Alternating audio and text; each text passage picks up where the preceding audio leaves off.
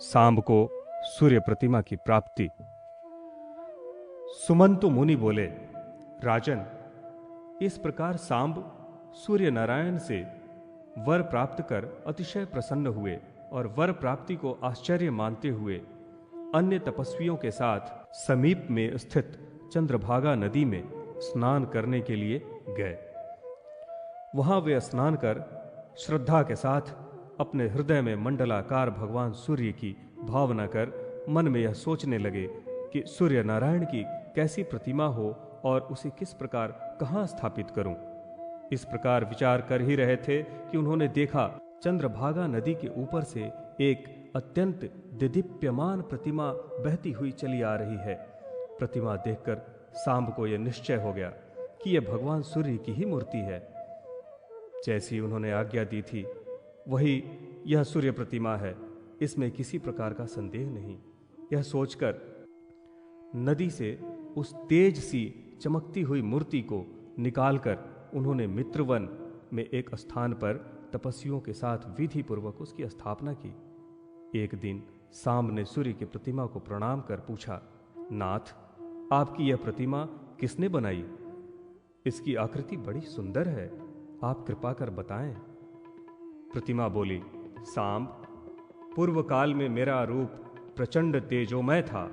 उससे व्याकुल होकर सभी देवताओं ने प्रार्थना की कि आप अपना रूप सभी प्राणियों के सहन करने योग्य बनाएं, नहीं तो सभी लोग जल जाएंगे। मैंने महातपस्वी विश्वकर्मा को आदेश दिया कि मेरे तेज को कम कर मेरा निर्माण करो। मेरा आदेश प्राप्त कर उन्होंने शाक द्वीप में चक्र को घुमाकर मेरे तेज को खराद दिया। उसी विश्वकर्मा ने कल्प वृक्ष के काष्ठ से यह मेरी सुलक्षणा प्रतिमा बनाई है। तुम्हारा उद्धार करने के लिए मेरी आज्ञा के अनुसार विश्वकर्मा ने ही सिद्ध सेवित हिमालय पर इसे निर्मित कर चंद्रभागा नदी में प्रवाहित कर दिया। सांब, यह स्थान बड़ा शुभ है, सुंदर है। यहाँ सदा मेरा सानिध्य रहेगा। प्रातः मनुष्यगण इस चंद्रभागा के तट पर मेरा सानिध्य प्राप्त करेंगे। मध्याह्न में कालप्रिय में और अनंतर यहाँ प्रतिदिन मेरा दर्शन प्राप्त करेंगे। पूर्वाहन में ब्रह्मा, मध्याह्न में विष्णु और अपराह्न में शंकर सदा पूजा करेंगे। महाबाहो, इस प्रकार भगवान सूर्य के ऐसा कहने पर सांब अत्यंत प्रसन्न हुए और भगवान सूर्य भी मंदिर निर्माण योग्य भूमि एवं मंदिर में प्रतिमाओं के स्थान का निरूपण। राजा शतानिक ने पूछा, मुने, सांब ने भगवान सूर्य की प्रतिमा की प्रतिष्ठा किस प्रकार की? किसके कथानुसार उन्होंने भगवान आदित्य के प्रसाद का निर्माण कराया? सुमंतु मुनि बोले, चंद्रभागा नदी से प्रतिमा प्राप्त करने के बाद सांब ने देवर्षि नारद का स्मरण किया। स्मरण करते ही वे वहां उपस्थित हो गए। सांब ने विधिवत उनका पूजन सत्कार आदि करके उनसे पूछा, महाराज, भगवान के मंदिर को जो बनवाता है तथा प्रतिमा की जो प्रतिष्ठा करता है, उन दोनों का क्या फल है? नारद जी ने कहा, नर शार्दुल, जो रमणीय स्थान में सूर्य मंदिर का निर्माण कराता है वह व्यक्ति सूर्यलोक में जाता है, इसमें संदेह नहीं। सांब ने पूछा, सूर्य मंदिर का निर्माण किस प्रकार तथा किस स्थान पर कराना चाहिए, आप इसे बताएं। नारद बोले, जहां जल राशि निरंतर विद्यमान रहे वहां मंदिर बनवाना चाहिए, अर्थात सर्वप्रथम एक विशाल जलाशय का निर्माण कराना चाहिए। यश और धर्म की अभिवृद्धि के लिए वहीं देव मंदिर का निर्माण कराना चाहिए। उसके समीप उद्यान एवं पुष्प वाटिका भी लगवाने चाहिए। ब्राह्मण आदि वर्णों के लिए जैसी भूमि वास्तुशास्त्र की दृष्टि से प्रसाद निर्माण के लिए वर्णित है, वैसी ही भूमि देव प्रसाद के लिए भी प्रशस्त मानी गई है। सूर्य नारायण का मंदिर पूर्वाभिमुख बनवाना चाहिए। पूर्व की ओर द्वार रखने का स्थान न हो तो पश्चिमाभिमुख बनवाएं, परंतु मुख्य पूर्वाभिमुख ही है। स्थान की इस प्रकार से कल्पना करें कि मुख्य मंदिर से दक्षिण की ओर भगवान सूर्य का स्नान गृह और उत्तर की ओर यज्ञशाला रहे। भगवान शिव और मातृका का मंदिर उत्तराभिमुख, ब्रह्मा का पश्चिम और विष्णु का उत्तर मुख बनवाना चाहिए। भगवान सूर्य के दाहिने पार्श्व में निक्षुभा तथा बाएं पार्श्व में राज्ञी को स्थापित करना चाहिए। सूर्य नारायण के दक्षिणा भाग में पिंगल, वाम भाग में दंडनायक, सम्मुख श्री और महाश्वेता की स्थापना करनी चाहिए। देवगृह के बाहर अश्वनी कुमारों का स्थान बनाना चाहिए। मंदिर के दूसरे कक्ष में राज्ञ और श्रौष, तीसरे कक्ष में कलमाश और पक्षी, दक्षिण में दंड और माठर, उत्तर में लोक पूजित कुबेर को स्थापित करना चाहिए। कुबेर से उत्तर रेवंत एवं विनायक की स्थापना करनी चाहिए, या जिस दिशा में उत्तम स्थान हो वहीं पर उनकी स्थापना करें।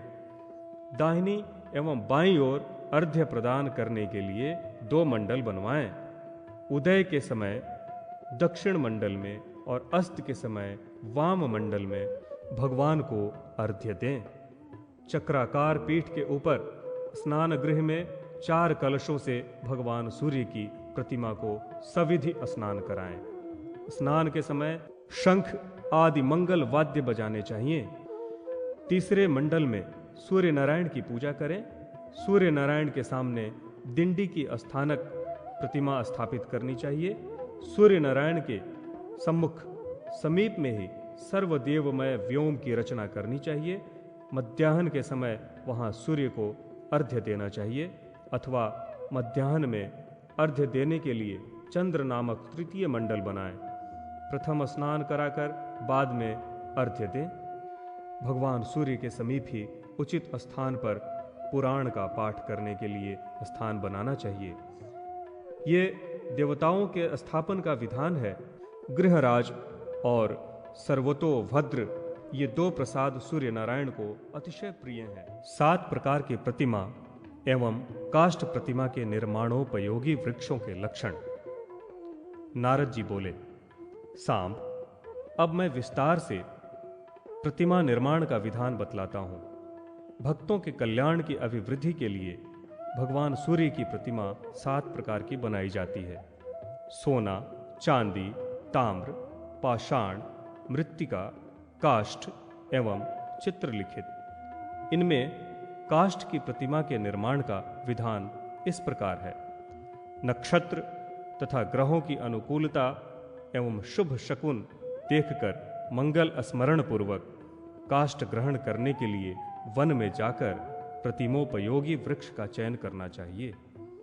दूध वाले वृक्ष, कमजोर वृक्ष, चौराहे, देवस्थान, वल्मिक, श्मशान, चैत्य, आश्रम आदि में लगे हुए वृक्ष तथा पुत्रक वृक्ष, जिसको किसी बिना पुत्र वाले व्यक्ति ने पुत्र के रूप में लगाया हो, अथवा बाल वृक्ष जिसमें बहुत कोटर हो, अनेक पक्षी रहते हों, शस्त्र, वायु, अग्नि, बिजली तथा हाथी आदि से दूषित वृक्ष एवं 2 शाखा वाले वृक्ष जिनका अग्रभाग सूख गया हो, ऐसे वृक्ष प्रतिमा के योग्य नहीं होते।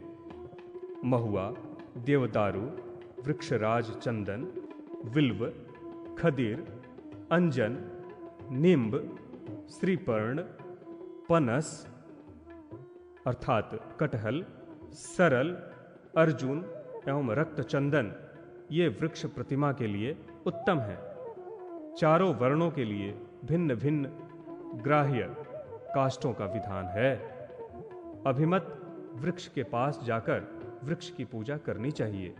पवित्र स्थान, एकांत, केश अंगार शून्य, पूर्व और उत्तर की ओर स्थित, लोगों को कष्ट न देने वाला, विस्तृत सुंदर शाखाओं तथा पत्तों से समृद्ध, सीधा, व्रण शून्य तथा त्वचा वाला वृक्ष शुभ होता है। स्वयं गिरे हुए या हाथी से गिराए गए, शुष्क होकर या अग्नि से जले हुए और पक्षियों से रहित वृक्षों का प्रतिमा निर्माण में उपयोग नहीं करना चाहिए। मधुमक्खी के छत्ते वाला वृक्ष भी ग्राह्य नहीं है। स्निग्ध पत्र समन्वित पुष्पित तथा फलित वृक्षों का कार्तिक आदि 8 मासों में उत्तम मुहूर्त देखकर उपवास रहकर अधिवासन कर्म करना चाहिए। वृक्ष के नीचे चारों ओर लीप कर गंध, पुष्पमाला, धूप आदि से यथाविधि वृक्ष की पूजा करें। अनंतर गायत्री मंत्र से अभिमंत्रित जल से प्रोक्षण करें। 2 उज्ज्वल वस्त्र धारण कर वृक्ष की गंधमाल्य से पूजा करें तथा उसके सामने कुशासन पर बैठकर देवदारू की समिधा से अग्नि में आहुतियां दें, नमस्कार करें। प्रजापति सत्य स्वरूप इस वृक्ष को नित्य नमस्कार है। श्रेष्ठांतरात्मन सच्चराचरात्मन देव इस वृक्ष में आप सानिध्य करें। सूर्यावृत मंडल इसमें प्रविष्ट हो, आपको नमस्कार है। इस प्रकार वृक्ष की पूजा कर उसको सांत्वना देते हुए कहें, वृक्षराज, संसार के कल्याण के लिए आप देवालय में चलें। देव, आप वहाँ क्षेदन और ताप से रहित होकर स्थित रहेंगे। समय पर धूप आदि प्रदान कर पुष्पों के द्वारा संसार आपकी पूजा करेगा। वृक्ष के मूल में धूप माल्य आदि से कुठार का पूजन कर उसका सिर पूर्व की ओर करके सावधानी से स्थापित करें। अनंतर मोदक, खीर आदि भक्ष्य द्रव्य तथा सुगंधित पुष्प, धूप, गंध आदि से वृक्ष की तथा देवता, पितर, राक्षस, पिशाच, नाग, सूरगण, विनायक आदि की पूजा करके रात्रि में वृक्ष का स्पर्श कर यह कहें, देवदेव, आप पूजा में देवों के द्वारा परिकल्पित हैं। वृक्षराज, आपको नमस्कार है। यह विधिवत की गई पूजा आप ग्रहण करें। जो प्राणी यहाँ निवास करते हैं उनको भी मेरा नमस्कार है। प्रभात काल में पुनः उस वृक्ष का पूजन करें तथा ब्राह्मण और भोजक को दक्षिणा देकर विशेषज्ञों के द्वारा स्वस्ति वाचन पूर्वक वृक्ष का छेदन करें। पूर्व, ईशान और उत्तर की ओर वृक्ष कट करके गिरे तो अच्छा है। शाखाओं की इन दिशाओं में गिरने पर ही वृक्ष का छेदन करें, अन्यथा नहीं। वृक्ष का नैऋत्य, आग्नेय और दक्षिण दिशा में गिरना शुभ नहीं है एवं वायव्य और पश्चिम में गिरना मध्यम है। पहले वृक्ष के चारों ओर की शाखाओं को काटने के बाद वृक्ष को कटवाएं। वृक्ष से शाखाएं सर्वथा अलग हो जाएं तथा गिरकर टूटे नहीं एवं शब्द भी नहीं हो तो उत्तम है। जिसके कटने से 2 भाग हो जाएं, जिस वृक्ष से मधुर द्रव्य, घी, तेल आदि निकले उसका परित्याग कर दें। इन दोषों से रहित अच्छा काल देखकर काष्ठ का सूर्य की प्रतिमा की निर्माण विधि। नारद जी ने कहा, यदु शार्दुल, मैं सभी देवों की प्रतिमा का लक्षण विशेष रूप से आदित्य की प्रतिमा का लक्षण कहता हूं।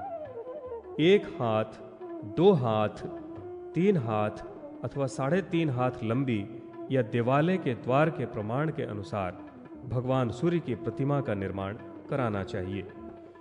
1 हाथ की प्रतिमा सौम्य होती है, 2 हाथ की धन धान्य देती है, 3 हाथ की प्रतिमा से सभी कार्य सिद्ध होते हैं। 3.5 हाथ की लंबी प्रतिमा की स्थापना से राष्ट्र में सुभिक्ष, कल्याण और आरोग्य की प्राप्ति होती है। प्रतिमा के अग्रभाग, मध्य भाग और मूल भाग में सौम्य होने पर उसको गांधर्वी प्रतिमा कहते हैं।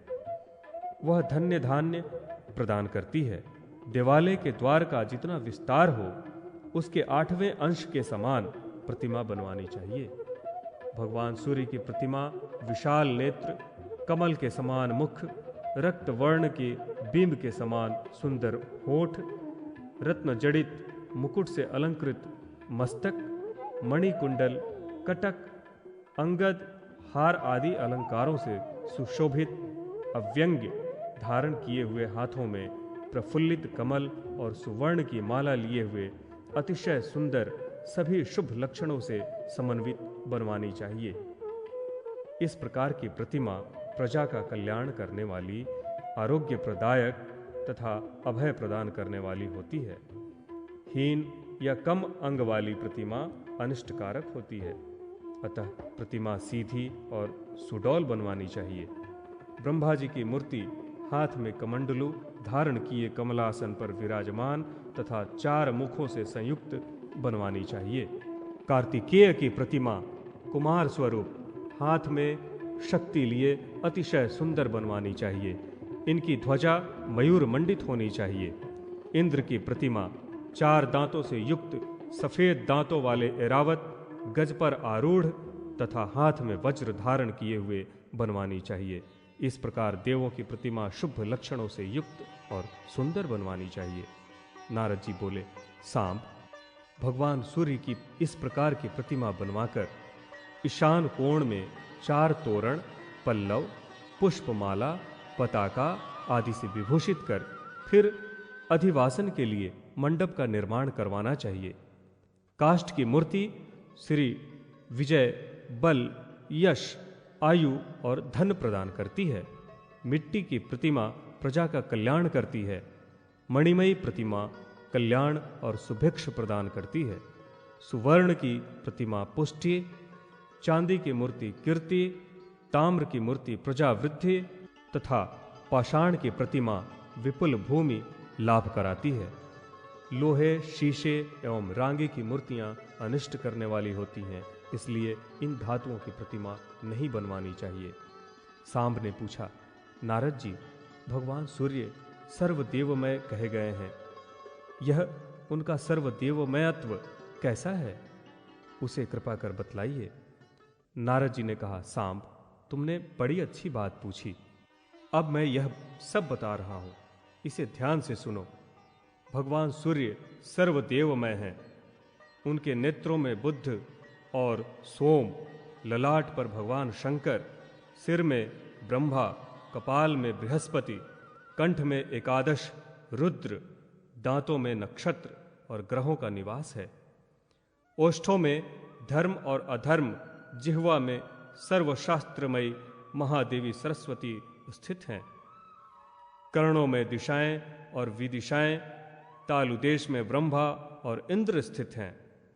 इसी प्रकार भूम्र मध्य में 12 आदित्य, रोमकूपों में सभी ऋषिगण, पेट में समुद्र, हृदय में यक्ष, किन्नर, गंधर्व, पिशाच, दानव और राक्षसगण विराजमान हैं। भुजाओं में नदियां, कक्षों में वृक्ष, पीठ के मध्य में मेरु, दोनों स्तनों के बीच में मंगल और नाभि मंडल में धर्मराज का निवास है। कटि प्रदेश में पृथ्वी आदि, लिंग में सृष्टि, जानुओं में अश्वनी कुमार, उरुओं में पर्वत, नखों में मध्य 7 पाताल, चरणों के बीच वन और समुद्र सहित भूमंडल तथा दंताक्षरों में कालाग्नि रुद्र स्थित हैं। इस प्रकार भगवान सूर्य सर्वदेवमय तथा सभी देवताओं के आत्मा हैं। जैसे वायु से विश्व व्याप्त है, वैसे ही चराचर जगत इनसे परिव्याप्त है, क्योंकि वायु भी भगवान सूर्य के प्रत्येक अंगों में ही स्थित रहता है। ऐसे ये भगवान सूर्य संपूर्ण प्राणियों पर अनुग्रह करने के लिए निरंतर प्रतिष्ठा का मुहूर्त है और मंडप बनाने का विधान। नारद जी बोले, सांब, भगवान सूर्य के स्थापना के लिए प्रतिपदा, द्वितीया, चतुर्थी, पंचमी, दशमी, त्रयोदशी तथा पूर्णिमा ये तिथियां प्रशस्त मानी गई हैं। चंद्रमा, बुध, गुरु और शुक्र इन ग्रहों के उदित एवं अनुकूल होने पर भगवान सूर्य की प्रतिमा की प्रतिष्ठा करनी चाहिए। सूर्य की स्थापना में तीनों उत्तरा, रेवती, अश्वनी, रोहिणी, हस्त, पुनर्वसु, पुष्य, श्रवण और भरणी ये नक्षत्र प्रशस्त हैं। प्रतिष्ठा के लिए यज्ञ भूमि, भूसी, राख, केश आदि से रहित एवं शुद्ध होनी चाहिए। उसमें बालू, कंकड़ एवं कोयले न हो। 10 हाथ लंबा चौड़ा मंडप बनवाना चाहिए। उसके चारों ओर वृक्ष, उद्यान, उपवन आदि होने चाहिए। उस मंडप में 4 हाथ लंबी चौड़ी वेदी का निर्माण करें। नदी के संगम स्थान से मिट्टी अथवा बालू लाकर वहां बिछाएं। भली भांति मंडप को गोबर आदि से उपलिप्त करें। पूर्व दिशा में चतुरस्र दक्षिण दिशा में अर्धचंद्र, पश्चिम दिशा में वर्तुलाकार एवं उत्तर दिशा में पद्म के आकार वाले 4 कुंडों का निर्माण करें। वट, पीपल, गूलर, बेल, पलाश, शमी अथवा चंदन के द्वारा 5-5 हाथ के खंभे लगाएं। शुक्ल वस्त्र, पुष्पमाला, कुशा आदि के द्वारा प्रत्येक खंभे को अलंकृत करें। मंडप के मध्य में अलंकृत देवी के ऊपर कोष बिछाकर पुष्पों से आच्छादित करें या ढक कर प्रतिमा को रखें। मंडप के 8 दिशाओं में क्रमशः पीत, रक्त, कृष्ण, अंजन के समान नील, श्वेत, कृष्ण, हरित और चित्रवर्ण की 8 पताकाएं 8 दिक्पालों की प्रसन्नता के लिए लगाएं। सफेद और लाल चूर्ण से वेदी के ऊपर कमल की आकृति बनाएं।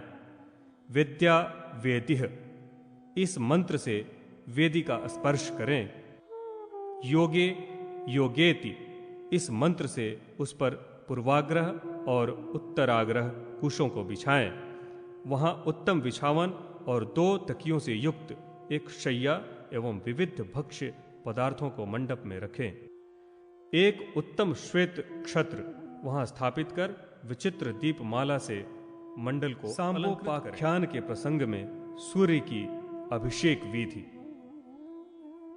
नारद जी बोले, सांब, अब मैं भगवान सूर्य के स्नपन की विधि बताता हूं। वेद पाठी, पवित्र, आचारनिष्ठ, शास्त्र मर्मज्ञ, सूर्य भक्त भोजक अथवा अन्य ब्राह्मणों के साथ मंडल के ईशान कोण में 1 हाथ लंबा चौड़ा और ऊंचा भद्रपीठ स्थापित कर देव प्रतिमा को प्रसाद में लाएं और प्रतिमा को उस पीठ पर स्थापित करें।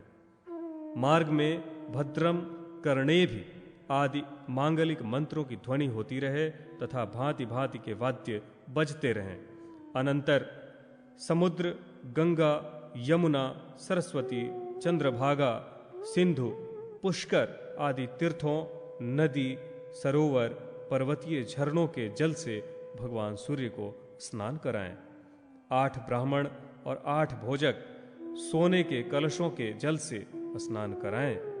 स्नान के जल में रत्न, सुवर्ण, गंध, सर्वबीज, सर्वौषधि, पुष्प, ब्राह्मी, सुवर्चला, मुष्ता, विष्णुक्रांता, शतावरी, दुर्वा, मदार, हल्दी, प्रियंगु, वच आदि सभी औषधियां डालें। कलशों के मुख पर वट, पीपल और शिरिष के कोमल पल्लवों को कुश के साथ रखें। भगवान सूर्य को अर्घ्य देकर गायत्री मंत्र से अभिमंत्रित 16 कलशों से स्नान कराएं। सुवर्ण कलश के अभाव में चांदी, तांबा, मृत्तिका के कलशों से ही स्नान कराना चाहिए। इसके अनंतर पक्के ईंटों से बनी हुई वेदी के ऊपर कुश बिछाकर मूर्ति को 2 वस्त्र पहनाकर स्थापित करना चाहिए। उस दिन व्रत रखें। मूर्ति स्थापित करने के पश्चात निम्न मंत्रों से प्रतिमा का अभिषेक करें। देवश्रेष्ठ ब्रह्मा, विष्णु, शिव आदि देवगण आकाश गंगा से परिपूर्ण जल द्वारा आपका अभिषेक करें। देवश्रेष्ठ इंद्र आदि लोकपालगण समुद्र के जल से परिपूर्ण चतुर्थ कलश से आपका अभिषेक करें। नागगण कमल के पराग से सुगंधित जल से परिपूर्ण पंचम कलश से आपका अभिषेक करें। हिमवान एवं सुवर्ण शिखर वाले सुमेरु आदि पर्वत दक्षिण पश्चिम में स्थित छठे कलश के जल से आपका अभिषेक करें। आकाशचारी सप्त ऋषिगण पद्म पराग से सुगंधित संपूर्ण तीर्थ जलों से परिपूर्ण सप्तम घट के द्वारा आपका अभिषेक करें। 8 प्रकार के मंगल से समन्वित अष्टम कलश के वसुगण आपका अभिषेक करें। हे देवदेव, आपको नमस्कार है। इसी प्रकार एक ताम्र के पात्र में पंचगव्य बनाकर स्नान कराएं। वैदिक मंत्रों से गोमूत्र, गोमय, दूध, दही, कुशोदक लेकर ताम्र के नवीन पात्र में पंचगव्य बनाकर सूर्य नारायण को स्नान कराएं। मंत्र से गंध युक्त जल से स्नान कराएं। अनंतर शुद्धोदक स्नान कराएं तथा रक्त वस्त्र एवं अलंकार से अलंकृत कर इस प्रकार आवाहन करें। भगवान लोकानुग्रह कारक भानो, आप आएं, इस यज्ञ भाग को ग्रहण करें। भगवान सूर्य, आपको नमस्कार है। तदंतर सुवर्ण पात्र के द्वारा सूर्य देव को अर्घ्य प्रदान करें। पहले मिट्टी के कलश से, अनंतर ताम्र कलश से, फिर रजत कलश से और अंत में सुवर्ण कलश से मंत्रों द्वारा अभिषेक करें। संपूर्ण तीर्थोदक और सर्वौषधि से युक्त शंख को सूर्य देव के मस्तक पर भ्रमण कराएं और उसके जल से स्नान कराएं। अनंतर पुष्प और धूप देकर जल, दूध, घृत, शहद और इक्षुर रस से स्नान कराएं। इस प्रकार से सूर्य देव को स्नान कराने वाला पुरुष अग्निष्टोम, ज्योतिष्टोम, वाजपेय, राजसूय और अश्वमेध यज्ञ फल को प्राप्त करता है। जो स्नान के समय सूर्य देव का भक्ति पूर्ण दर्शन करता है, वह भी पूर्वोक्त फल प्राप्त करता है। ऐसे स्थान में स्नान कराना चाहिए जहाँ स्नान के जल का कोई लंघन न कर सके और स्नान के जल, दही, दूध को कुत्ता, कौवा आदि निंदित जीव भक्षण न कर सके। इस प्रकार के स्नान विधि के संपादन के लिए जिस प्रकार के ब्राह्मण और भोजक की आवश्यकता है, उनका लक्षण सुने। वह व्यक्ति विकलांग अर्थात न्यूनाधिक अंग वाला न हो, वेदादि शास्त्रों का ज्ञाता, सुंदर, कुलीन और आर्यावर्त देश में उत्पन्न हो, गुरु भक्त, जितेंद्रिय, तत्ववेत्ता और सूर्य संबंधी शास्त्रों का ज्ञाता हो। ऐसे श्रेष्ठ ब्राह्मण से स्नान और प्रतिष्ठा प्रतिमा के अधिवासन और प्रतिष्ठा का विधान तथा फल। नारद जी बोले, सांब, अब मैं अधिवासन विधि कहता हूं। पवित्र भूमि को लीप कर 5 रंगों से चतुरस्र सुंदर मंडल की रचना करें। पताका, ध्वज, तोरण, छत्र, पुष्पमाला आदि से उसे अलंकृत कर मंडल में कुशा बिछाएं और सूर्य देव की मूर्ति स्थापित करें। भगवान सूर्य का आवाहन कर उन्हें अर्घ्य दें। मधुपर्क तथा वस्त्र, यज्ञोपवीत आदि से पूजन करें और अव्यंग्य अर्पण करें। जिस प्रकार देवताओं को पवित्रक अर्पण किया जाता है, वैसे ही प्रतिवर्ष श्रावण मास में नवीन अव्यंग की रचना कर सूर्य नारायण को समर्पित करना चाहिए। इनका यह पवित्रक है। नवीन अव्यंग के समर्पण के समय ब्राह्मणों को भोजन कराएं। भगवान की प्रतिमा को सुगंधित द्रव्यों से उपलिप्त कर पुष्पमाला चढ़ाएं तथा धूप आदि दिखाएं। नमः शंभवाय इस मंत्र से भगवान की प्रतिमा को शैया के ऊपर शयन कराएं। संपूर्ण कामनाओं की पूर्ति के लिए इस प्रकार 5 दिन, 3 दिन अथवा एक ही रात्रि प्रतिमा का अधिवासन करें। देवालय के ईशान कोण में उत्तम स्थान के मध्य में कुशा बिछाकर वहां शुक्ल वस्त्रों से सुसज्जित शैया रखें। शैया का सिरहाना पूर्व मुख रखा जाए। उसी शैया पर भगवान सूर्य की प्रतिमा को शयन कराएं। उनके दाहिने भाग में निभुक्षा, वाम भाग में राज्ञे और चरणों के समीप दंडनायक तथा पिंगल को स्थापित करें। उस रात्रि में सूर्य नारायण के समीप जागरण करें। बंदी चारण से स्तुति, नृत्य, गीत आदि उत्सव कराएं। प्रभात होते ही ऋग्वेद के विधान से प्रतिमा का उद्बोधन करें और स्वस्ति वाचन पूर्वक भगवान की पूजा कर ब्राह्मण तथा भोजकों को हविष्ययान भोजन कराएं तथा उन्हें दक्षिणा देकर प्रसन्न करें।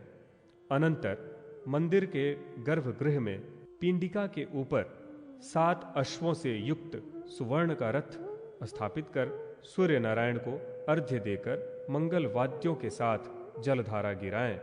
फिर उत्तम मुहूर्त और स्थिर लग्न में प्रतिमा की स्थापना करें।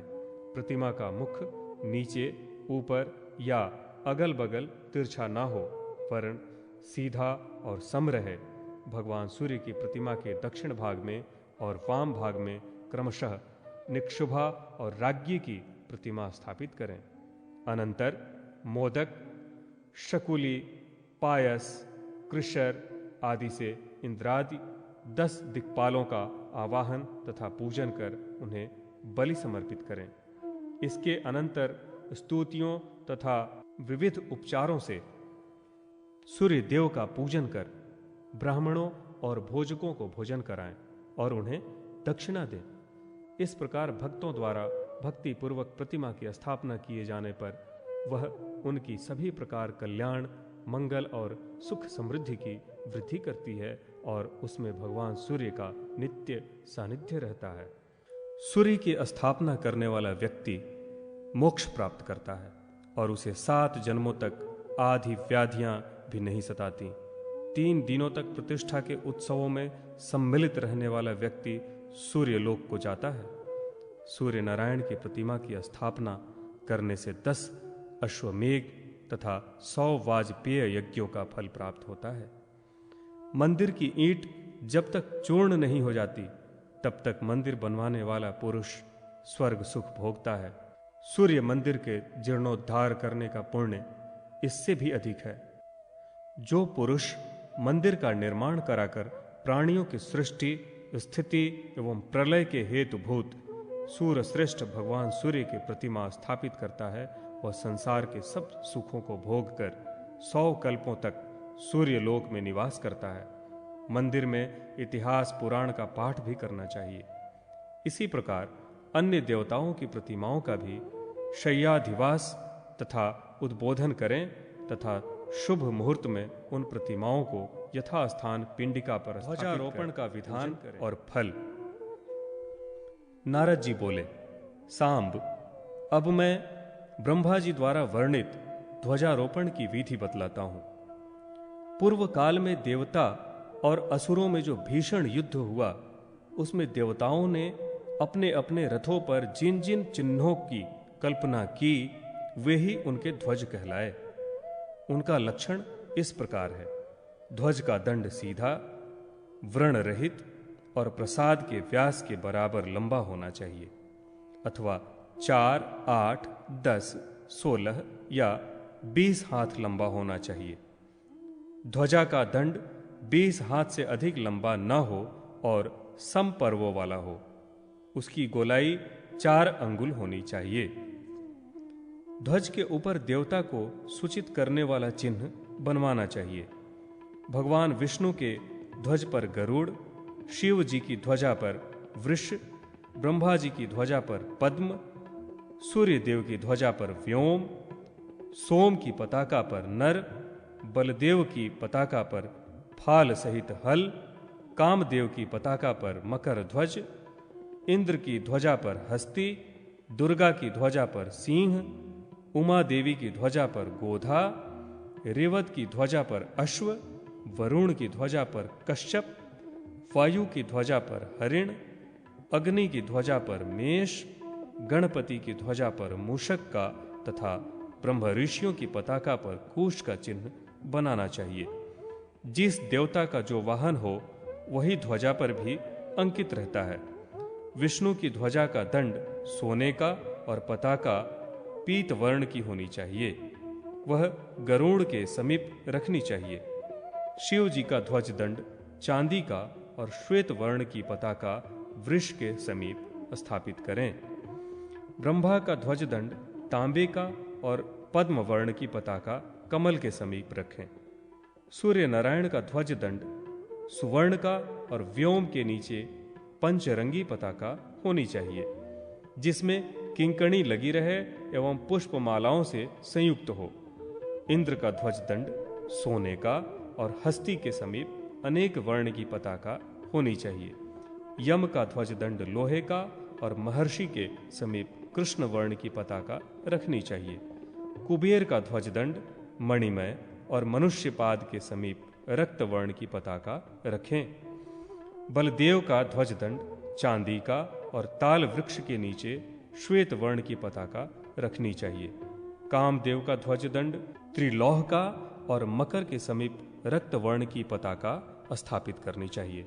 कार्तिकेय का ध्वज दंड त्रिलोह का और मयूर के समीप चित्रवर्ण की पताका एवं गणपति का ध्वज दंड ताम्र का तथा हस्तिदंत का एवं मूषक के समीप शुक्ल वर्ण की पताका और मातृकाओं के ध्वज दंड अनेक रूपों के तथा अनेक वर्णों की अनेक पताकाएं होनी चाहिए।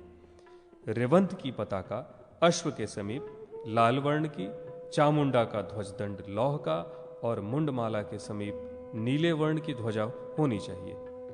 गौरी का ध्वजदंड ताम्र का और इंद्रगोप के समान अतिशय रक्त वर्ण की ध्वजा होनी चाहिए। अग्नि का ध्वजदंड सुवर्ण का और मेष के समीप अनेक वर्ण की पताका होनी चाहिए। वायु का ध्वजदंड लौह का और हरिण के समीप कृष्ण वर्ण की पताका होनी चाहिए। भगवती का ध्वजदंड सर्वधातु में, उसके ऊपर सिंह के समीप 3 रंग की पताका होनी चाहिए। इस प्रकार ध्वजा का पहले निर्माण कर उसका अधिवासन करें, लक्षण के अनुसार वेदी का निर्माण करें, कलश की स्थापना कर सर्वौषधि जल से ध्वज को स्नान कराएं, देवी के मध्य में उसे खड़ा कर सभी उपचारों से उसकी पूजा करें और उसे पुष्पमाला पहनाएं। दिक्पालों को बलि देकर 1 रात तक अधिवासन करें। दूसरे दिन भोजन कराकर शुभ मुहूर्त में स्वस्ति वाचन आदि मंगल कृत्य संपन्न कर ध्वज को मंदिर के ऊपर आरूढ़ करें। ध्वजारोहण के समय अनेक प्रकार के वाद्यों को बजाएं। ब्राह्मणगण वेद ध्वनि करें। इस प्रकार देवालय पर ध्वजारोहण कराना चाहिए। ध्वजारोहण कराने वाले की संपत्ति की सदा वृद्धि होती रहती है और वह परम गति को प्राप्त करता है। ध्वज रहित मंदिर में असुर निवास करते हैं, अतः ध्वज रहित मंदिर नहीं रखना चाहिए। ध्वजारोहण के समय ध्वजारोहण मंत्रों को पढ़ना चाहिए। स्वच्छ दंड में पताका को प्रतिष्ठित करें तथा पताका का दर्शन करें। इस प्रकार भक्ति पूर्वक जो रवि का ध्वजारोपण करता है वह श्रेष्ठ भोगों को भोग कर सूर्य सांबोपाख्यान में मगों का वर्णन। सांब ने कहा, नारद जी, आपकी कृपा से मुझे सूर्य भगवान का प्रत्यक्ष दर्शन प्राप्त हुआ, उत्तम रूप भी प्राप्त हुआ, किंतु मेरा मन चिंता से आकुल है। इस मूर्ति का पूजन और रक्षण कौन करेगा? इसे आप बताने की कृपा करें। नारद जी बोले, सांब, इस कार्य को कोई भी ब्राह्मण स्वीकार नहीं करेगा, क्योंकि देव पूजा अर्थात देवधन से अपना निर्वाह करने वाले ब्राह्मण देवलक कहे जाते हैं। जो लोग लोभवश देवधन और ब्राह्मण धन को ग्रहण करते हैं वे नरक में जाते हैं। अतः कोई भी ब्राह्मण देवता का पूजक नहीं बनना चाहता। तुम भगवान सूर्य की शरण में जाओ और उन्हीं से पूछो कि कौन उनका विधि विधान से पूजन करेगा, अथवा राजा उग्रसेन के पुरोहित से कहो, संभव है कि वे इस कार्य को स्वीकार कर लें। नारद जी की इस बात को सुनकर जाम्बवती पुत्र सांब उग्रसेन के पुरोहित गौरमुख के पास गए और उन्होंने उन्हें सादर प्रणाम कर कहा, महाराज, मैंने सूर्य भगवान का एक विशाल मंदिर बनवाया है।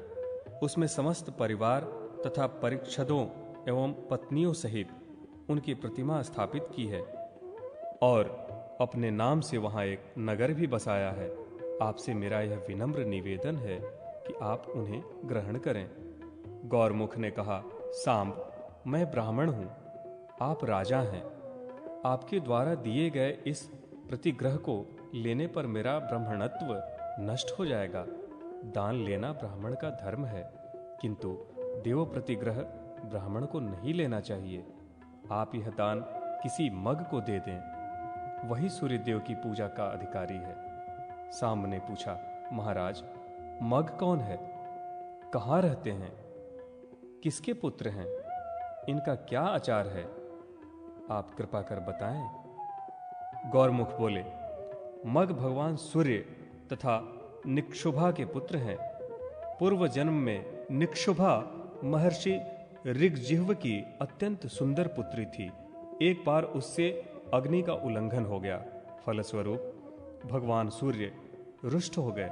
बाद में अग्नि रूप भगवान सूर्य के द्वारा निक्षुभा का जो पुत्र हुआ वही मग कहलाया। भगवान सूर्य के वरदान से यही अग्निवंश में उत्पन्न अव्यंग्य को धारण करने वाले मग सूर्य के परम भक्त हुए और सूर्य की पूजा के लिए नियुक्त हुए। भगवान सूर्य की पूजा करने वाले मग शाप द्वीप में निवास करते हैं। आप भगवान सूर्य के पूजक के रूप में उन्हें प्राप्त करने के लिए शाक द्वीप जाएं। अनंतर सांब ने द्वारका जाकर अपने पिता भगवान श्री कृष्ण को सब समाचार सुनाया। फिर वे उनकी आज्ञा प्राप्त कर गरुड़ पर सवार होकर शीघ्र ही शाक द्वीप पहुंच गए। वहां जाकर उन्होंने अतिशय तेजस्वी महात्मा मगों को सूर्य भगवान की आराधना में संलग्न देखा। सांब ने उन्हें सादर प्रणाम कर उनकी प्रदक्षिणा की। सांब ने कहा, आप लोग धन्य हैं। आप सबका दर्शन सबके लिए कल्याणकारी है। आप लोग सदा भगवान सूर्य की आराधना में लगे हुए हैं। मैं भगवान श्री कृष्ण का पुत्र हूँ। मेरा नाम सांब है। मैंने चंद्रभागा नदी के तट पर सूर्य देव की मूर्ति की स्थापना की है। उनकी आज्ञा के अनुसार उनकी विधिवत आराधना के निमित्त शाक द्वीप से जम्बू द्वीप में ले जाने के लिए मैं आपकी सेवा में उपस्थित हुआ हूँ। मेरी सविनय प्रार्थना है कि आप लोग कृपा कर जम्बू द्वीप में पधारें और भगवान सूर्य की पूजा करें। मगों ने कहा, सांब, इस बात की जानकारी भगवान सूर्य ने हमें पहले ही दे दी है। यह सुनकर सांब बहुत प्रसन्न हुए और गरुड़ पर उन्हें बिठाकर वहां से मित्रवन मूल स्थान मुल्तान ले आए। भगवान मगों को वहां उपस्थित देखकर बहुत प्रसन्न हुए और सांब से बोले, सांब, अब तुम चिंता छोड़ दो। ये मग मेरी विधिवत पूजा संपन्न करेंगे। इस प्रकार सांब ने शाक द्वीप से अव्यंग्य धारण करने वाले मगों को लाकर धन धान्य से परिपूर्ण इस सांबपुर को उन्हें समर्पित कर दिया। वे सब भगवान सूर्य की सेवा में तत्पर हो गए और सांब भी सूर्य देव एवं मगों को प्रणाम कर आनंद चित्त से अव्यंग्यकार का लौटा। लक्षण और उसका महात्म्य। एक बार सांब ने महर्षि व्यास से मगों द्वारा धारण किए जाने वाले अव्यंग के विषय में जिज्ञासा की। व्यास जी ने कहा, सांब, मैं तुम्हें अव्यंग के विषय में बताता हूं, सुनो। देवता, ऋषि, नाग, गंधर्व, अप्सरा, यक्ष और राक्षस ऋतु क्रम से भगवान सूर्य के रथ के साथ रहते हैं। यह रथ वासुकी नामक नाग से बंधा रहता है। किसी समय वासुकी नाग का कंचुक उतरकर गिर पड़ा। नागराज वासुकी के शरीर से उत्पन्न उस निर्मोक को भगवान सूर्य ने सुवर्ण और रत्नों से अलंकृत कर अपने मध्य भाग में धारण कर लिया। इसलिए भगवान सूर्य के भक्त अपने देव की प्रसन्नता के लिए अव्यंग धारण करते हैं। उसके धारण करने से भोजक पवित्र हो जाते हैं और उस पर सूर्य भगवान का अनुग्रह भी होता है। इस अव्यंग को सर्प के केंचुल की तरह मध्य में पोला अर्थात खाली रखना चाहिए। यह एक वर्ण का होना चाहिए। कपास के सूत से बना अव्यंग 200 अंगुल का उत्तम, 120 मध्यम और 108 अंगुल का कनिष्ठ होता है। अतः इससे छोटा नहीं होना चाहिए।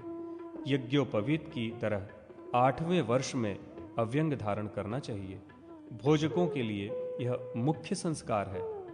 इसके धारण करने से वह सभी क्रियाओं का अधिकारी होता है। यह अव्यंग सर्वदेवमय, सर्वलोकमय और सर्वभूतमय है।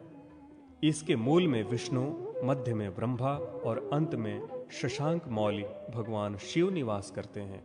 इसी तरह ऋग्वेद में, यजुर्वेद में, सामवेद में क्रमशः मूल, मध्य और अग्रभाग में रहते हैं। अथर्ववेद ग्रंथि में स्थित रहता है। पृथ्वी, जल, तेज, वायु, आकाश और भूरलोक, भूवरलोक तथा स्वरलोक आदि 7 लोक अव्यंग में निवास करते हैं। सूर्य भक्त भोजक को सभी समय अव्यंग धारण कर भगवान सूर्य की उपाख्यान में भगवान सूर्य को अर्घ्य प्रदान करने और धूप दिखाने की महिमा। सुमंतु मुनि बोले, राजन, इस प्रकार व्यास जी के द्वारा अव्यंग के विषय में जानकारी प्राप्त कर सांब नारद जी के पास वापस लौट आए और उन्होंने उनसे सब वृतांत बताकर पूछा, देवर्षे, भोजकों को भगवान सूर्य को स्नान, अर्घ्य, आचमन, धूप आदि किस प्रकार समर्पित करना चाहिए, इसका आप कृपा कर वर्णन करें।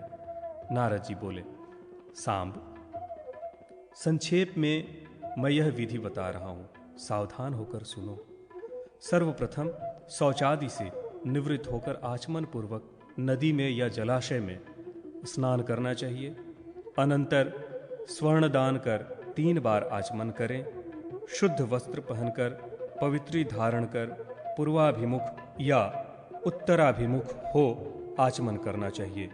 तदंतर 2 बार मार्जन और 3 बार अभ्युक्षण करें। आचमन के बिना की गई क्रिया निष्फल होती है एवं इसके बिना पुरुष शुद्ध भी नहीं होता।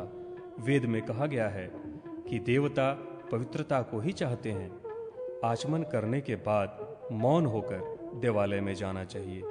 आसन पर बैठकर प्राणायाम कर सिर को कपड़े से आच्छादित करें तथा विविध पुष्पों से सूर्य भगवान की पूजा करें। व्याहृत पूर्वक गायत्री मंत्र से गुगुल का धूप दें। फिर भगवान सूर्य के मस्तक पर पुष्पांजलि अर्पित करें।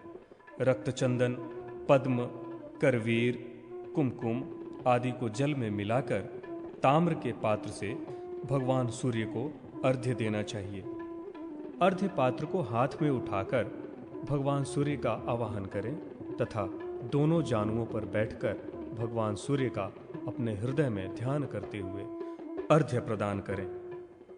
तीनों काल स्नान कर इस प्रकार जो भगवान सूर्य की आराधना करता है और धूप देता है, वह अश्वमेध यज्ञ का फल प्राप्त करता है और उसे धन, पुत्र तथा आरोग्य की भी प्राप्ति हो जाती है एवं अंत में वह भगवान सूर्य में लीन हो जाता है। उत्तम पुष्पों के न मिलने पर पत्रों से ही पूजन करें। धूप ही दें या भक्ति पूर्वक जल ही सूर्य को समर्पित करें। यदि यह भी न हो सके तो प्रणाम ही करें। प्रणाम करने में असमर्थ हों तो मानसी पूजा करें। यह विधि द्रव्य के अभाव में करनी चाहिए। द्रव्य रहने पर विधि पूर्वक सभी सामग्रियों से पूजन करें। भक्ति पूर्वक सूर्य भगवान की पूजा देखने वाले को भी अश्वमेध यज्ञ का फल मिलता है और सूर्य लोक की प्राप्ति होती है। धूप दान के समय सूर्य का दर्शन करने पर उत्तम सूर्य मंडलस्थ पुरुष का वर्णन। सुमंतु मुनि बोले, राजन, एक बार व्यास जी शंख चक्र गदाधारी नारायण भगवान श्री कृष्ण के दर्शन के लिए द्वारका आए। महातेजस्वी श्री कृष्ण ने पाद्य, अर्घ्य, आचमन आदि से उनका पूजन कर आसन पर उन्हें बिठाया और प्रणाम कर सांब द्वारा लाए गए भोजकों की महिमा तथा उनकी सूर्य भक्ति के विषय में जिज्ञासा प्रकट की। भगवान वेदव्यास बोले, भोजक भगवान सूर्य के अनन्य उपासक हैं और अंत में ये भगवान सूर्य की दिव्य तेजस्वी कला में प्रविष्ट होते हैं। भगवान भास्कर की 3 कलाएं हैं।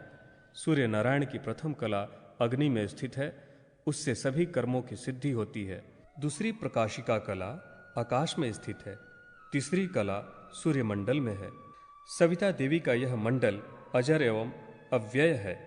इस मंडल के मध्य में सदात्मक वह परमात्मा पुरुष रूप में स्थित है। वह पुरुष क्षर अक्षर रूप में है। इसको महासूर्य कहते हैं। इसके निष्कल और सकल 2 भेद हैं। तत्वों के साथ सभी भूतों में अवस्थित वह परमात्मा सकल कहा जाता है और तत्वहीन होने पर निष्कल। तृण, गुल्म, लता, वृक्ष, सिंह, वृक, हाथी, पक्षी, देवता, सिद्ध, मनुष्य, जल जंतु आदि सभी की अंतरात्मा में वह व्याप्त है। जब वह परमात्मा दूसरी कला में स्थित होता है तब वह वृष्टि आदि करता है। तीसरी तेजस कला में स्थित होकर अपने भक्तों को मोक्ष देता है।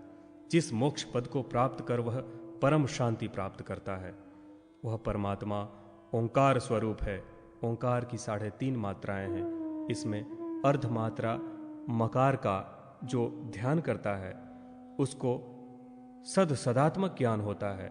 सूर्य नारायण का रूप मकार है। मकार का ध्यान करने से ही ये मग कहे जाते हैं। धूप माल्य आदि से सूर्य नारायण का पूजन कर वे विविध पदार्थों का भोजन कराते हैं। अतः उनकी भोजक संज्ञा। योग ज्ञान का वर्णन। भगवान कृष्ण ने कहा, महामुने, कृपा कर आप भोजकों के सभी ज्ञानों की उपलब्धि का वर्णन करें। व्यास जी ने कहा, यह शरीर अस्थियों पर ही खड़ा है, स्नायुओं से बंधा, चमड़े से ढका एवं रक्त मांस से उपलिप्त है, मलमूत्र आदि दुर्गंध युक्त पदार्थों से भरा है। यह समस्त रोगों का घर है और इसमें वृद्धावस्था और शोक छिपे हैं, जो अपने अपने समय पर प्रकट होते रहते हैं। यह शरीर रजोगुण आदि गुणों से भरा है, अनित्य है और इसमें भूत संघों का आवास बना है। अतः इसमें आसक्ति का सर्वथा परित्याग कर देना चाहिए। वृक्षों के नीचे निवास करना, भोजन के लिए मिट्टी का भिक्षा पात्र रखना, साधारण वस्त्र पहनना और किसी से सहायता न लेना तथा सभी प्राणियों में समभाव रखना, यही जीवन मुक्त पुरुष के लक्षण हैं। जैसे तिल में तेल, गाय में दूध, काष्ठ में अग्नि स्थित है, वैसे ही परमात्मा समस्त प्राणियों में स्थित है। ऐसा समझकर उसकी प्राप्ति का उपाय करना चाहिए। प्रथमतन स्वभाव वाले तथा चंचल मन को प्रयत्न पूर्वक वश में कर बुद्धि और इंद्रियों को वैसे ही रोकना चाहिए जैसे पिंजरे में पक्षियों को रोका जाता है। इन संयत इंद्रियों के द्वारा इस शरीर को अमृत की धारा के समान तृप्ति होती है। प्राणायाम से शारीरिक दोष, धारणा से पूर्व जन्म मार्जित तथा वर्तमान तक के सभी पाप, प्रत्याहार से संसर्ग जनित दोष एवं ध्यान से जैविक दोषों का त्याग कर ईश्वरीय गुणों को प्राप्त करना चाहिए। जैसे आग के ताप में रखने से धातुओं के दोष दग्ध हो जाते हैं, वैसे ही प्राणायाम के द्वारा साधक के इंद्रिय जनित दोष दग्ध हो जाते हैं। जैसे एक हाथ से दूसरे हाथ को दबाया जाता है, वैसे ही अपनी शुद्ध बुद्धि के द्वारा मन को एवं चित्त को शुद्ध कर पवित्र भावनाओं के द्वारा दुर्व्यसनों को शांत कर मन बुद्धि को अत्यंत पवित्र कर लेना चाहिए। अतः चित्त की शुद्धि के लिए प्रयास करना चाहिए। चित्त की शुद्धि होने से शुभ और अशुभ कर्मों का ज्ञान होता है। शुभ और अशुभ कर्मों से छुटकारा प्राप्त कर साधक निर्द्वंद, निर्मम, निष्परिग्रह और निरहंकार होकर मोक्ष की प्राप्ति कर लेता है। सूर्य का पूर्वाहन में रक्तवर्ण ऋग्वेद स्वरूप तथा राज स्वरूप होता है। मध्याह्न में शुक्ल वर्ण यजुर्वेद स्वरूप एवं सात्विक रूप होता है। सायंकाल में कृष्ण वर्ण सामवेद स्वरूप तथा तामस रूप होता है। इन तीनों से भिन्न ज्योति स्वरूप, सूक्ष्म और निरंजन स्वरूप चतुर्थ स्वरूप है। पद्मासन में बैठकर सुषुम्ना नाड़ी मार्ग में चित्त को स्थिर कर प्रणव से पूरक कुंभक और रेचक रूप प्राणायाम कर पैर के अंगूठे के अग्रभाग से लेकर मस्तक पर्यंत न्यास करें। नाभि में अग्नि का, हृदय में चंद्रमा का और मस्तक में अग्निशिखा का न्यास करना चाहिए। इन सबसे ऊपर सूर्यमंडल का न्यास करें। यह चतुर्थ स्थान है। इस स्थान को मोक्ष की इच्छा रखने वाले पुरुषों को अवश्य जानना चाहिए। ऋषिगण सूर्य भगवान की इसी तुरीय स्थान में मन को लीन कर मुक्त हो जाते हैं। मग भी इसी स्थान का ध्यान कर मोक्ष के भागी होते हैं। इस ज्ञान को सुनाकर भगवान वेदव्यास बद्रिकाश्रम की ओर एवं अधम भोजकों के लक्षण। राजा शतानिक ने पूछा, मुने, भगवान सूर्य की पूजा करने वाले भोजक दिव्य, उनसे उत्पन्न एवं उन्हें अत्यंत प्रिय हैं, इसलिए वे पूज्य हुए, किंतु वे अभोज्य कैसे कहलाते हैं? इस विषय में आप बतलाएं। सुमंतु मुनि ने कहा, राजन, मैं इस विषय में भगवान वासुदेव तथा कृतवर्मा के द्वारा हुए संवाद को अत्यंत संक्षेप में बतला रहा हूं। किसी समय नारद और पर्वत, ये दोनों मुनि सांबपुर गए। वहां उन्होंने भोजकों के यहां भोजन किया। अनंतर वे दोनों विमान पर आरूढ़ हो द्वारिकापुरी आ गए। उनके विषय में कृतवर्मा को शंका हुई कि सूर्य के पूजक होने से भोजकों का अन्न अग्राह्य है। फिर नारद तथा पर्वत इन दोनों ने उनका अन्न कैसे ग्रहण किया? इस पर वासुदेव ने कृतवर्मा से कहा, जो भोजक अव्यंग धारण नहीं करते और बिना अव्यंग के तथा बिना स्नान किए भगवान सूर्य की पूजा करते हैं और शूद्र का अन्न ग्रहण करते हैं तथा निर्वाचा का परित्याग कर कृषि कार्य करते हैं, जिनके जातक कर्मादि संस्कार नहीं हुए हैं, शंख धारण नहीं करते, मुंडित नहीं रहते, वे भोजकों में अधम हैं। ऐसे भोजक द्वारा किए गए देवार्चन, हवन, स्नान, तर्पण, दान तथा ब्राह्मण भोजन आदि सत्कर्म भी निष्फल हो जाते हैं। इसी से अशुचि होने के कारण वे अभोज्य कहे जाते हैं। भगवान सूर्य के नैवेद्य, निर्माल्य, कुमकुम आदि शूद्रों के हाथ बेचने वाले, भगवान सूर्य के धन को अपहृत करने वाले भोजक उन्हें प्रिय नहीं हैं तथा वे भोजकों में अधम हैं। जो भोजक भगवान को भोग लगाए बिना भोजन कर लेते हैं, उनका वह भोजन उन्हें नरक प्राप्त कराने वाला बन जाता है। अतः भगवान सूर्य को अर्पण करके ही नैवेद्य भक्षण करना चाहिए। इससे शरीर की शुद्धि होती है। वासुदेव ने पुनः बतलाया, कृतवर्मन, भोजकों की प्रियता के विषय में भगवान सूर्य ने अरुण को जो बतलाया उसे आप सुने। जो भोजक पर स्त्री तथा पर धन का हरण करते हैं, देवताओं तथा वेदों के निंदक हैं, वे मुझे अप्रिय हैं। उनके द्वारा की गई पूजा तथा प्रदान किए गए अर्घ्य को मैं ग्रहण नहीं करता। जो भगवती महाश्वेता का यजन नहीं करते एवं सूर्य मुद्राओं को नहीं जानते तथा मेरे पार्षदों का नाम नहीं जानते, वे मेरी पूजा करने के अधिकारी नहीं हैं और न मेरे प्रिय हैं। इसके विपरीत देव, द्विज, मनुष्य, पितरों की पूजा करने वाले, मुंडित सिर वाले, अव्यंग धारण करने वाले, शंख ध्वनि करने वाले, क्रोध रहित, तीनों काल में स्नान एवं पूजन करने वाले भोजक मुझे अत्यंत प्रिय हैं एवं मेरे पूजन के अधिकारी हैं। जो रविवार के दिन षष्ठी तिथि पड़ने पर नक्त व्रत तथा सप्तमी एवं संक्रांति में उपवास करते हैं एवं मुझ में विशेष भक्ति रखते हैं, मेरे भक्त ब्राह्मणों की पूजा करते हैं तथा देव, ऋषि, पितर, अतिथि और भूत यज्ञ इन पांचों का अनुष्ठान करते हैं, एक भुक्त होकर सूर्य पूजा करते हैं तथा सामवंत सरिक, पार्वण, एकोदिष्ट आदि श्राद्ध संपन्न करते हैं और उन तिथियों में दान देते हैं, वे भोजक मुझे अत्यंत प्रिय हैं। तथा जो भोजक माघ मास की सप्तमी को करवीर पुष्प, रक्त चंदन, मोदक का नैवेद्य, गुगुल, धूप, दूध, शंखादि वाद्य ध्वनि, पताका तथा क्षत्रादि से मेरी पूजा करते हैं, घृत की आहुति देकर हवन करते हैं तथा पुराणवाचक ब्राह्मणों की पूजा करते हैं, वे मुझे प्रिय हैं। इतना कहकर भगवान सूर्य सुमेरु गिरि की ओर बढ़ गए। सुमंत मुनि बोले, राजन, अधिक कहने से क्या लाभ, क्योंकि जैसे वेद में श्रेष्ठ अन्य कोई शास्त्र नहीं, गंगा के समान कोई नदी नहीं, अश्वमेध के समान कोई यज्ञ नहीं, पुत्र प्राप्ति के समान कोई सुख नहीं, माता के समान कोई आश्रय नहीं और भगवान सूर्य के समान कोई देवता नहीं, वैसे ही भोजकों के समान भगवान सूर्य के अन्य कोई प्रिय नहीं है।